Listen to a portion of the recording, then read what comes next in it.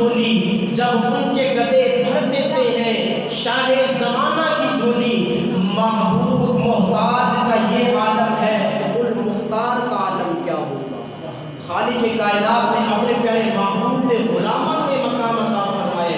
حضرت سرکار غوث اعظم رضی اللہ تعالیٰ عنہ آپ ایک مرتبہ آپ دے کولو چند مرید آئے. آپ دی بارگاہ دے اندر عرض کی تھی حضور اگر اجازت ہوئے تو ساڑی دعوت نامہ قبول فرماوا روزہ ساڑے کو رفتار کرے آئے.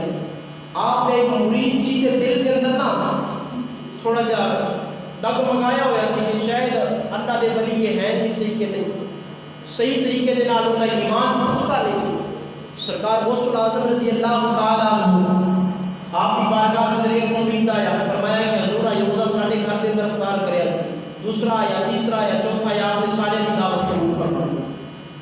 اور وہ مرید انتظار کرتے ہوئے کہ میں دیکھا کہ کس کس جگہ پہ جاتے ہیں.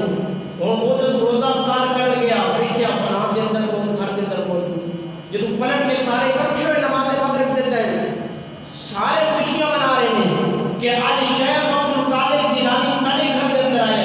ہر بندہ یہ دعویٰ کر رہے کہ میرے گھر کے اندر آیا. مرید حاضر ہوا حضور ایک ہی مانج رہے کہ کس طرح ہو سکتا ہے کہ ایک بندہ ہر بندے کے گھر کے اندر دعوت واسطے موجود ہوئے. فرمایا کہ پھر تینوں میں دکھاواں. سرکار غوث اعظم فرماتے ہیں کہ سامنے درخت تے ویکھ بیلی نے جدوں مرید نے دیکھیا ہر پتے کے اندر سرکار غوث اعظم کی تصویر نظر آئی. فرمایا کہ دیکھ لیں جس طرح درخت کے ہر پتے کے اندر غوث نظر آتا ہے اسی طرح ہر مرید کے گھر کے اندر بھی غوث موجود ہے. اس واسطے خالق کائنات نے اپنے پیارے محبوب کے غلاموں میں مقام عطا کیتا ہے. اے عزت شان شرف بخشی ہے کہ سرکار دو عالم صلی اللہ علیہ وسلم کے غلام ایک اتنی بڑی کرامت بھی کھا سکتے ہیں. کہ الحمدللہ امام اعظم